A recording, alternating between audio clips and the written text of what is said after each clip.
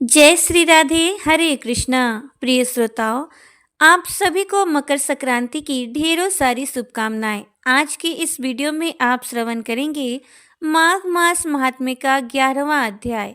लेकिन उसके पहले हम हर दिन की तरह सुनेंगे सीता नितनेम की कथा। इस कहानी को सीता माता कहती थी और प्रभु श्री राम इसे सुना करते थे। एक दिन श्री राम भगवान को किसी काम के लिए बाहर जाना पड़ गया, तो सीता माता कहने लगी कि भगवान, मेरा तो 12 वर्षों का नितनेम है। अब आप बाहर जाएंगे तो मैं अपनी कहानी किसे सुनाऊंगी। तब श्री राम ने कहा कि तुम कुएं की पाल पर जाकर बैठ जाना और वहाँ जो औरतें पानी भरने आएंगी उन्हें ही तुम अपनी कहानी सुना देना। सीता माता कुएं की पाल पर जाकर बैठ जाती हैं। तभी एक स्त्री आई। उसने रेशम की जरी की साड़ी पहन रखी थी और सोने का घड़ा ले रखा था। सीता माता ने उसे देखा और कहा कि बहन, मेरा 12 वर्ष का नितनेम सुन लो। पर वो स्त्री बोली कि मैं तुम्हारा नितनेम सुनूंगी तो मुझे घर जाने में देर हो जाएगी और मेरी सास मुझसे लड़ने लगेगी। उसने कहानी नहीं सुनी और चली गई। उसकी रेशम जरी की साड़ी फट गई, सोने का घड़ा मिट्टी के घड़े में बदल गया। सास ने देखा तो पूछा कि ये किसका दोष अपने सिर लेकर आ गई हो। तब बहू ने कहा कि कुएं पर एक औरत बैठी थी। उसने कहानी सुनने के लिए कहा, लेकिन मैंने सुनी नहीं। शायद ये उसी का फल मिला है मुझे। बहू की बात सुनकर अगले दिन वही साड़ी और घड़ा लेकर सास कुएं की पाल पर गई। सास को वही माता सीता बैठी मिली, तो माता सीता ने कहा कि बहन, मेरी कहानी सुन लो।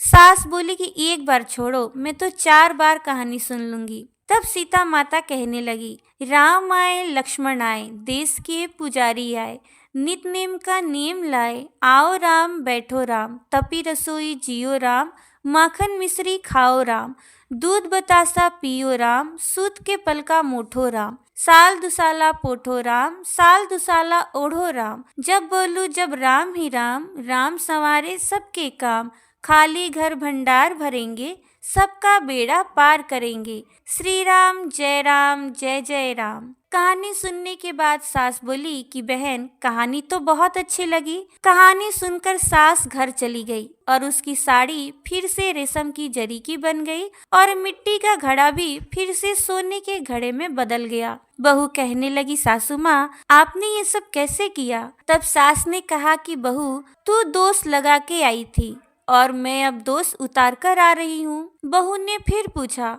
कि वो कुएं वाली स्त्री कौन है।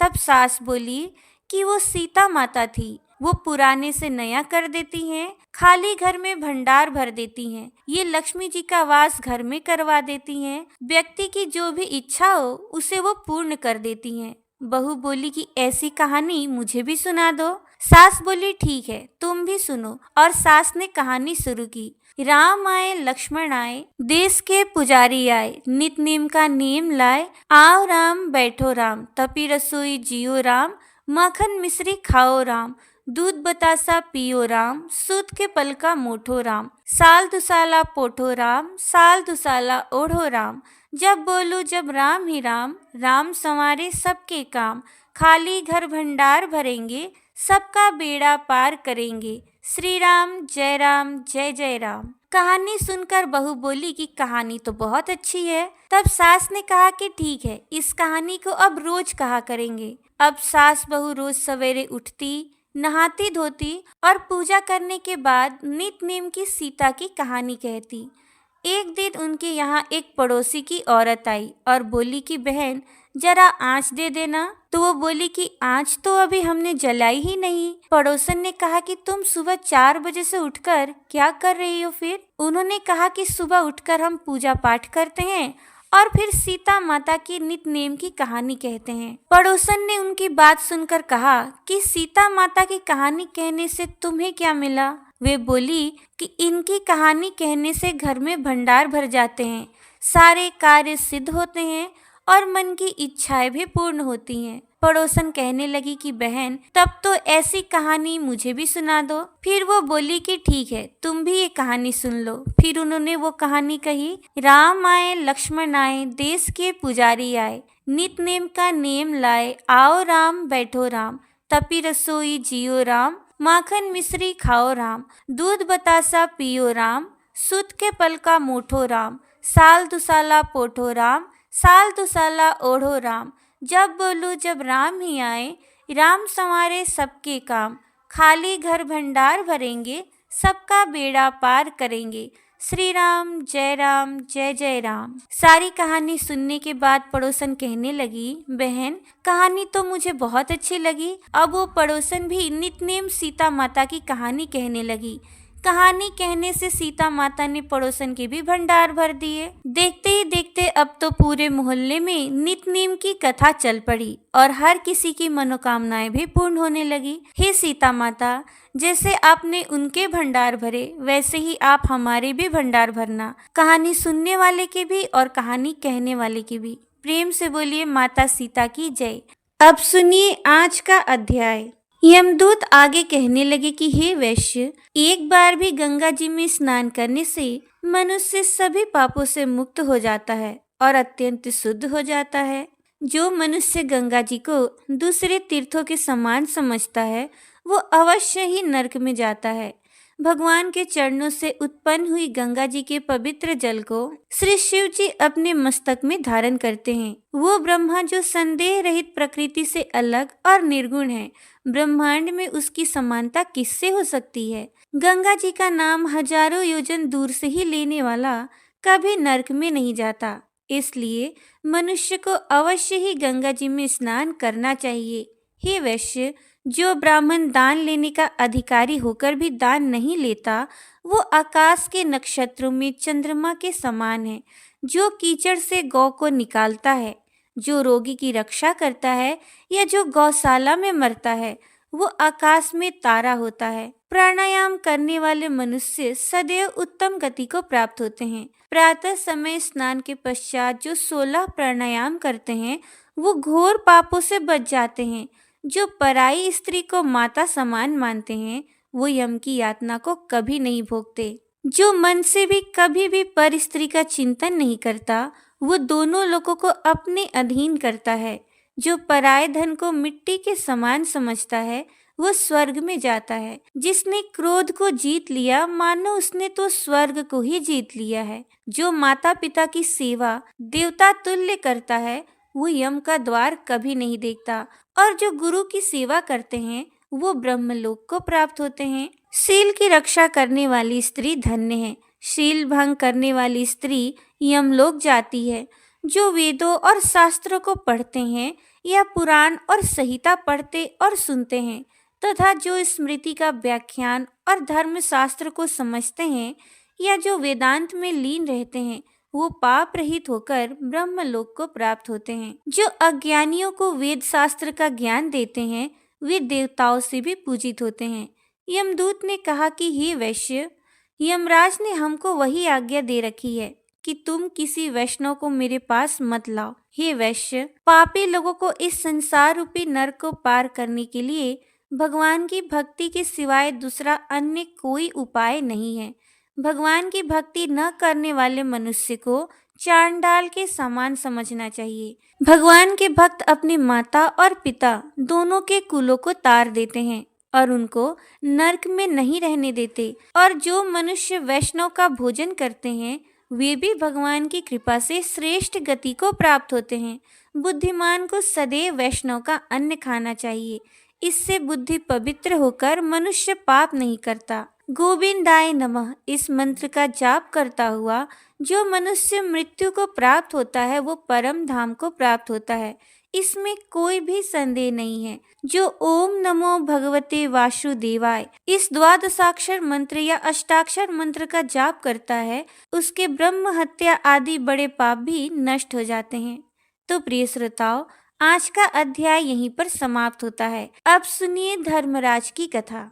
एक समय की बात है कि नैमिषारण्य क्षेत्र में सहस्त्रों सौनकादि ऋषिगण परम श्रद्धा के साथ पुराणों के मर्मज्ञ श्री सूत जी महाराज से कहने लगे कि हे भगवान, हम आपसे धर्मराज की कथा, उसका विधान तथा महात्म्य सुनना चाहते हैं, सो आप कृपा करके हमसे ये सब बताइए। तब सूत जी बोले, हे ऋषियों, आप लोगों ने मनुष्य के कल्याण की कामना से ये बहुत अच्छी बात पूछी है, अतः आज मैं आप लोगों को धर्मराज की कथा सुनाता हूँ। सारे तीर्थ तथा व्रत करने से तथा नाना प्रकार का दान देने वाला मनुष्य भी जिनकी उपासना के बिना सुख के भागी नहीं हो सकते, इस विषय में एक कथा सुनाता हूँ। आप लोग ध्यान से सुनिए। पूर्व काल की बात है। राजा बब्रुवाहन महोदयपुर में राज्य करता था। वो बड़ा दयालु, धार्मिक तथा गौ, ब्राह्मण और अतिथियों का पूजक था। उसके राज्य में हरिदास नाम का एक महाविद्वान ब्राह्मण भी रहा करता था। उसकी पत्नी बड़ी धर्मवती और सुशील थी। उसकी पत्नी का नाम था गुणवती। दोनों पति पत्नी भगवान विष्णु के बहुत ही बड़े भक्त थे। उन्होंने सभी प्रकार के व्रत किए, किंतु धर्मराज नाम से भगवान की कभी सेवा नहीं की। बड़ी श्रद्धा के साथ वे गणेश जी की, चंद्रमा की, हरतालिका व्रत की, एकादशी आदि सभी व्रतों का पालन करते एवं अतिथियों का सत्कार भी किया करते थे। इस प्रकार धर्मपरायण ब्राह्मण दंपति वृद्धावस्था को प्राप्त हुए। एक दिन गुणवती मृत्यु को प्राप्त हो गई। धर्माचरण के प्रभाव से उसको यमदूत आदर पूर्वक यमलोक को ले गए। दक्षिण दिशा में पृथ्वी से ऊपर धर्मराज का बहुत ही बड़ा लोक है, जो कि पापियों के लिए भयावह है। धर्मराज का लोक चौकोर है और उसमें 4 द्वार हैं। उस पुर के बीचों बीच धर्मराज का सिंहासन है। उस रत्न जड़ित सिंहासन पर भगवान धर्मराज विराजमान रहते हैं। पास में ही चित्रगुप्त जी अपने स्थान पर बैठते हैं और सभी के कर्मों का हिसाब करते हैं। यमदूत गुणवती को लेकर वहां पहुंचे। चित्रगुप्त जी ने उसके कर्मों का हिसाब किया। उसके धर्माचरण और पतिव्रत धर्म का लेखा देखकर बहुत प्रसन्न हुए, परंतु कुछ उदासी के साथ उसके कर्मों को धर्मराज को सुनाया। गुणवती के कर्मों को सुनकर धर्मराज जी थोड़े परेशान हो गए। ये देखकर गुणवती ने कहा कि हे प्रभु, मैंने अपनी समझ के अनुसार जीवन में कोई दुष्कर्म नहीं किया है, फिर आप अपनी उदासी का कारण बताने की कृपा करें। तब धर्मराज ने कहा, हे देवी, तुमने व्रत आदि से सभी देवों को संतुष्ट किया है, लेकिन मेरे नाम से कोई भी दान पुण्य नहीं किया है। ये सुनकर गुणवती ने कहा, हे धर्मराज, मेरा अपराध क्षमा करें। मैं आपकी उपासना नहीं जानती थी। अब कृपा करके आप इसका उपाय बताइए, जिससे मनुष्य आपके कृपा पात्र बन सके। यदि मैं आपके मुख से आपके भक्ति मार्ग को सुनकर मृत्यु लोक में वापस जा सकूंगी, तो आपको संतुष्ट करने का प्रयास करूंगी। तब धर्मराज ने कहा, सूर्य भगवान के उत्तरायण में जाते ही जो महापुण्यवती मकर संक्रांति आती है, उस दिन से मेरी पूजा शुरू करनी चाहिए। इस प्रकार पूरे वर्ष भर मेरी कथा सुने और पूजा करे। इसमें कभी नागा नहीं हो। आपातकाल आने पर भी मेरे धर्म के इन 10 अंगों का पालन करे। धृति यथा लाभ संतोष, क्षमा यम नियम द्वारा मन को वश में करना, किसी की वस्तु को नहीं चुराना, मन से पर स्त्रियों या पर पुरुषों से बचना, यानी मन शुद्धि और शारीरिक शुद्धि, इंद्रियों को वश में रखना, बुद्धि की पवित्रता यानी मन में बुरे विचार न आने देना, शास्त्र विद्या का स्वाध्याय यानी पूजा पाठ, कथा श्रवण या व्रत रखना और तदनुसार दान पुण्य करना, सत्य बोलना, सत्यता का व्यवहार करना, क्रोध न करना, ये धर्म के 10 लक्षण हैं। और मेरी कथा को नियम से सुनता या सुनाता रहे, यथाशक्ति दान पुण्य और परोपकार के कार्य करता रहे। वर्ष भर बाद जब मकर संक्रांति आवे तो इस व्रत का उद्यापन कर दे। यथाशक्ति सोने अथवा चांदी की मूर्ति बनवाकर ब्राह्मणों के द्वारा विधि विधान से प्राण प्रतिष्ठा कर षोडशोपचार से पूजा एवं हवन करे। मेरे साथ चित्रगुप्त जी की भी पूजा करे। काले तिल के लड्डुओं का भोग लगाए, ब्राह्मणों को भोजन कराएं।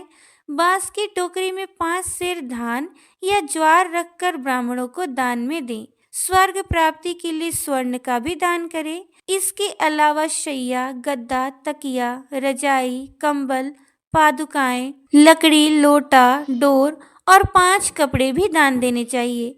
यदि सामर्थ्य हो तो मेरे निमित्त श्वेत या लाल और चित्रगुप्त जी के निमित्त काली गाय दान दें।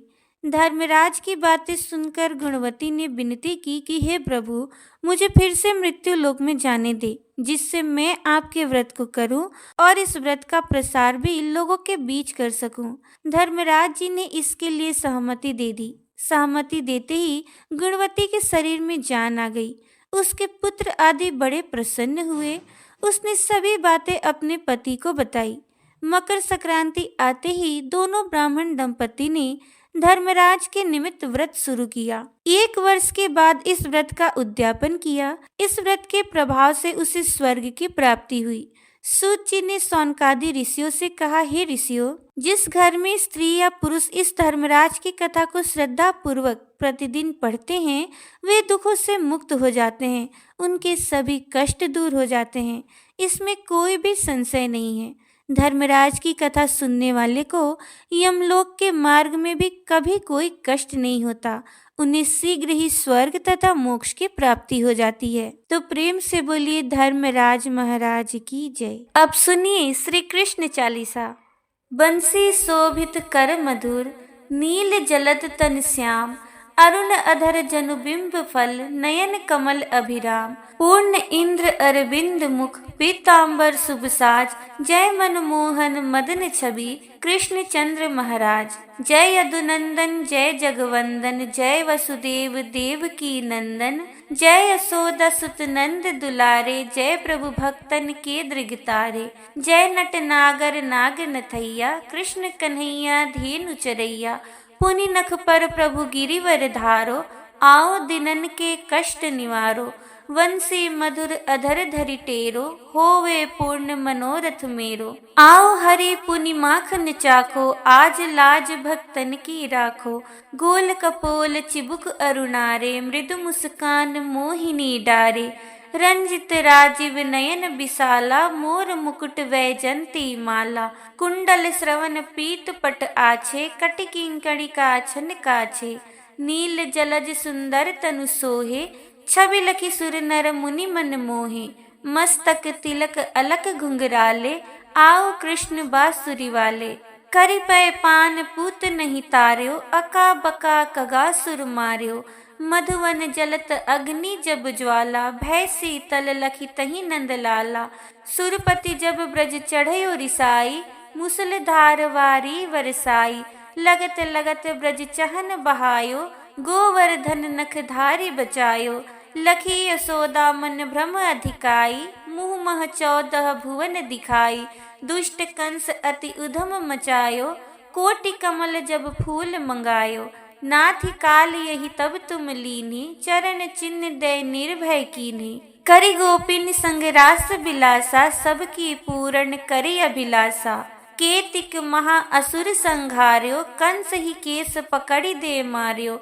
मात पिता की बंदी छुड़ाई, उग्र सेन कह राज दिलाई, मही से अमृतक छओ सुत लायो, मातु देव की शोक मिटायो, भौमासुर मुर दैत्य संघारी, लाए 10 सहस कुमारी, दय भीम ही तृण चिर सहारा, जरा सिंधु राक्षस कह मारा, असुर बकासुर आदिक मार्यो, भक्तन के तब कष्ट निवार्यो, दीन सुदामा के दुख टार्यो, तंदुल 3 मूठ मुख डार्यो, प्रेम के साग विदुर घर मांगे, दुर्योधन के मेवा त्यागे, लखी प्रेम की महिमा भारी, ऐसे श्याम दीन हितकारी, भारत के पारथ रथ हाके, लिए चक्र कर नहीं बल ताके, निज गीता के ज्ञान सुनाए, भक्तन हृदय सुधा बरसाए, मीरा थी ऐसी मतवाली, विष पी गई बजाकर ताली, राणा भेजा सांप पिटारी, साली ग्राम बने बनवारी,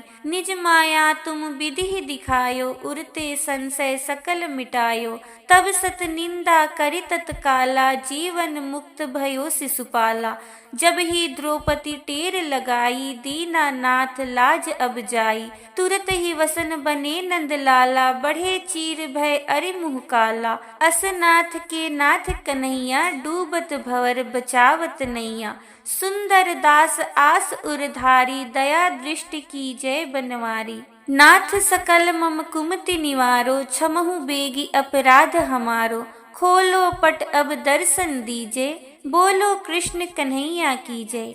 यह चालीसा कृष्ण का पाठ करे उरधारी, अष्ट सिद्धि नवनिधि फल लहे पदार्थ चारी। प्रेम से बोले श्री कृष्ण चंद्र महाराज की जय। अब सुनिए चतुरासी जी का पाठ। आजो वन राजत जुगल किशोर, नंद नंदन वृषभानु नंदिनी उठे उनी दे भोर। डगमगात पग परत शिथिल गति, परसत नख शशि छोर। दसन वसन खंडित मसी मंडित, गंड तिलक कछु थोर। दुरतन कच कर जन के रोके, अरुण नैन अली चोर। जय श्री हित हरिवंश संभार न तन मन, सुरत समुद्र झकोर। वन की कुंजन कुंजन डोलन, निकसत निपट साकरी बीथिन। परसत नाही निचोलन, प्रात काल रजनी सब जागे। सुचत सुख दृक लोलन, आलसवंत अरुण अति व्याकुल। कछु उपजत गति गोलन, निर्तन भ्रिकुटी बदन अम्बुज मृदु। सरस हास मधु बोलन, अति आसक्त लाल अली लंपट। बस कीने बिनु मोलन, बिलुलित शिथिल श्याम छुटिलट। राजत रुचिर कपोलन, रति विपरीत चुंबन परिरंबन। चिबुक चारु टकटोलन, कबहु श्रमित किसलय सिज्या। पर मुख अंचल झकझोलन, दिन हरिवंश दास ही सिंचत। वारिद केलि कलोलन, झूलत दो नवल किशोर। रजनी जनित रंग सुख सूचत, अंग अंग उठी भोर। अति अनुराग भरे मिली गावत, सुर मंदर कल घोर। बिच बिच प्रीतम चित चोरत, प्रिया नैन की कोर। अबला अति सुकुमार डरत, मनवर हिंडोर झकोर। पुलकी प्रीतम उर लागत, दे नौ उरज अकोर। अरुझ बिमल माल कंकन, सौ कुंडल सौ कचडोर। वे पथ जूत क्यों बने विवेचत, आनंद बढ़्यो न थोर। निरखी फूलत ललितादिक, विविमुख चंद्र चकोर। दे असीस हरिवंश प्रशंसत, करि अंचल की छोर। आज वन नीको रास बनायो, पुलिन पवित्र सुभग यमुना तट। मोहन बीनु बजायो, कल कंकन किंकिनी नूपुर धुनि। सुनि खग मृग सचु पायो, जुवती नु मंडल मध्य श्याम। घन सारंग राग जमायो, ताल मृदंग उपंग मूरज डप। मिली रस सिंधु बढ़ायो, विविध विशद वृषभानु नंदिनी। अंग सुधंग दिखायो, अभिनय निपुण लटकी लट लोचन। भ्रिकुटी अनंग नचायो, तत्ता थेई धरत नूतन गति। पति ब्रजराज रिझायो, सकल उदार नृपति चूड़ामणि। सुख वारिद वरसायो, परिरंबन चुंबन आलिंगन। उचित जुवति जन पायो, बरसत कुसुम मुदित नवनायक। इंद्र निशान बजायो, जय श्री हित हरिवंश रसिक राधापति। जस वितान जग छायो। तो ये थी आज की वीडियो। उम्मीद है आपको आज की कथा पसंद आई होगी। अगर आपको आज की ये कथा अच्छी लगी है तो कमेंट में राधे राधे जरूर लिखिएगा। जय श्री राधे, हरे कृष्णा।